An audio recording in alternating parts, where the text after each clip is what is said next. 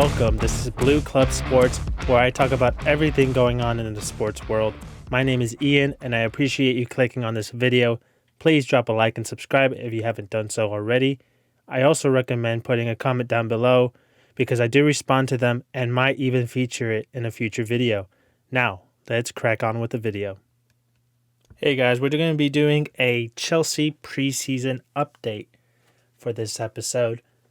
So, Chelsea FC, we're playing tonight against Arsenal, but before we talk about that game, I just want to look back at our last preseason match against Charlotte. We lost on penalties. I did not watch the game.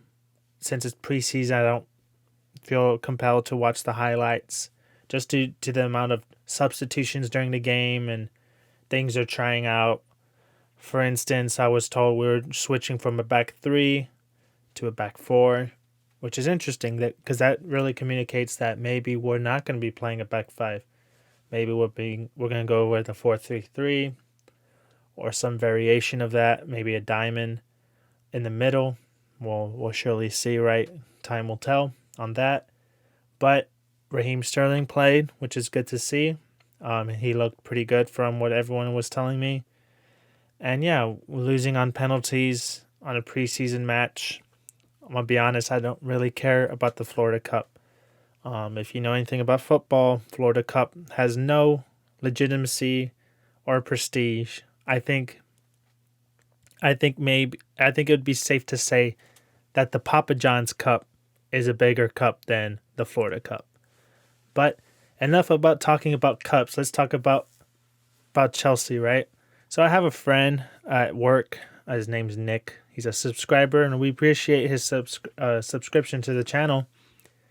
But he was saying things like, after following the Charlotte match, like Christian Pulisic, he's the best player. He's undroppable. Look at that goal he scored. To be honest, a goal like that, from that range, one-on-one with the keeper, I believe, he should bury that. If he has, and look, I'm not anti-Pulisic. I'm just really harsh on him because Christian Pulisic, I'm being a USA fan, I want to see him play well. But I don't like this new attitude he's been bringing to the team where he thinks he's entitled to its starting position, whereas his performances do not merit him playing week in and week out, in my opinion, if we're going to be honest.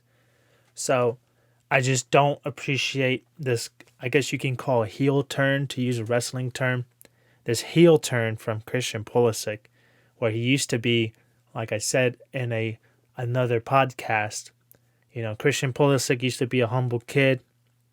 He would be posting Bible quotes on Instagram, and now he's all moody and bitchy, and his dad's calling out Tuchel on Twitter. Just not appreciative of that. I don't think it's good for the team. I don't think it builds culture at all. And yeah, I would like to see him succeed, but I think his first step in succeeding, becoming the player he thinks he can be, is changing his attitude, changing his mindset. Because honestly, yeah, I've definitely noticed that he's been a lot more, entitled, and I just don't want that. Even from a USA standpoint, you don't want someone like that. Supposedly, he's the captain of the team, and someone of that personality, someone that carries himself like that, not good captain material, in my opinion. But yeah, Christian Pulisic, I'll give him credit. He was in the right place at the right time. A skill that's underappreciated in modern football, I believe. That's a skill that Chicharito has mastered. He's always in the right place, right time. He's always scoring tap-ins. But, of course, there's not much skill in, just kicking a ball two yards into the net.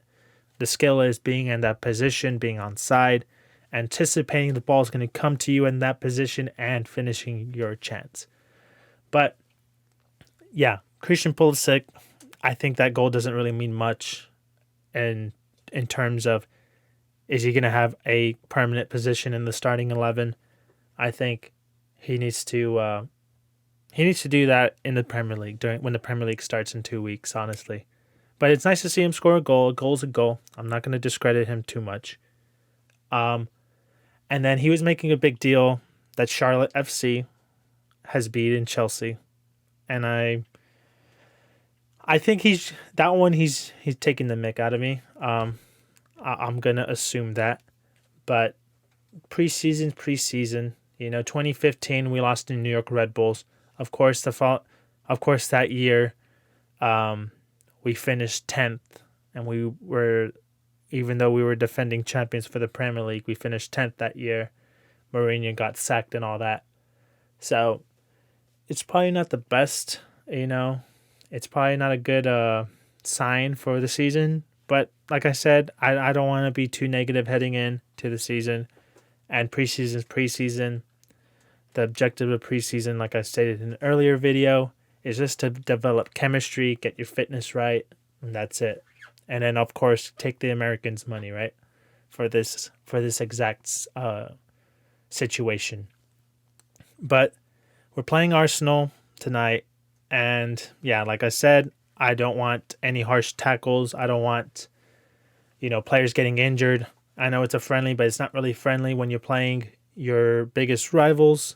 And yeah, I just don't want any injuries. I would like to see Raheem Sterling start. I would like to see Koulibaly play. I think he's gotten enough training sessions in to be put in a position where he can play this game. And yeah, that's pretty much it. I'm not looking for much, honestly. Like to see, of course, continue to see what formation we're going to be using, who's going to be our front three, who's in the two in the middle, things like that. But before I forget, because it stemmed from the Charlotte match, is Conor Gallagher. Yeah. Honestly, I saw the game against Club America. Conor Gallagher wasn't so bright during that game. And then seeing his penalty, yeah. I think he's been in better positions in his career. I think he might not have the highest of confidences, out of the team. And a lot's been expected of him. We thought there was Chelsea fans that were saying Conor Gallagher coming back from loan is like a new signing. He's gonna be a great midfielder for the squad. He'll add squad depth. He can play in an odd match here and there. Of course, Jorginho and Kovacic are a class. There may be a level above them, but Conor Gallagher is going to be an essential piece to the squad. And seeing him struggle, and I would say he's struggling a little bit, is just tough to see, honestly. Because I do think, especially now, unless something crazy happens, we're not going to sign Declan Rice. I do want him to perform well. I want him to be the player that he was at Crystal Palace for us this season. And to see him struggling is a little worrisome. I think that's the biggest thing coming from preseason after these two matches, is Conor Gallagher's been a little bit underwhelming. And then that penalty was very disappointing, to say the least.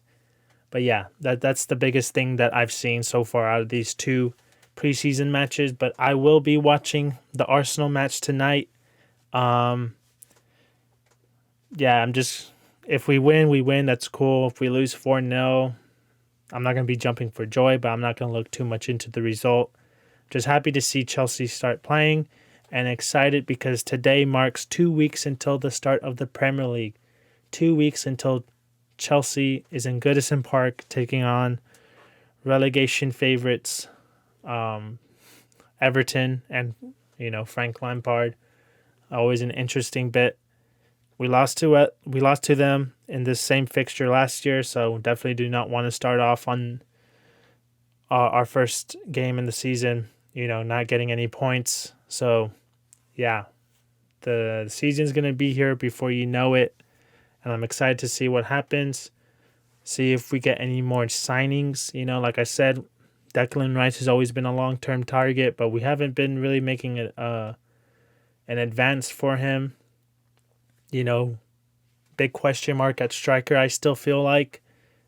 Maybe we get something over the line out of nowhere. We just don't know. Football is very unpredictable, and Chelsea's even more unpredictable, in my opinion, especially with Todd Bowley coming in, being the Being the director of football, the interim director of football, making these deals happen. It's just very, very unpredictable to say the least. But that's all I have to say on this matter. If you enjoyed it, please like the video. And yeah, if I said anything noteworthy, comment down below. What do you think about Chelsea's preseason? Where do you think they're going to finish in the Premier League this year? And any signings do you think they must make in order to improve? Because like I said, top 4 is not even secured for Chelsea. You got Arsenal making big moves. You got Spurs making even bigger moves, I believe. And of course, it's a given that Man City and Liverpool are going to finish in the top 4. So it's going to be very, very close on who finishes 3rd and 4th, in my opinion. The margins are super narrow. Too narrow for comfort, in my opinion, coming from a Chelsea fan's perspective. But yeah, it's going to be a very exciting season coming up. And then when you throw in the World Cup right in the middle of it, yeah, it's going to be crazy. But that's all I have to say. You guys have a good day and take care.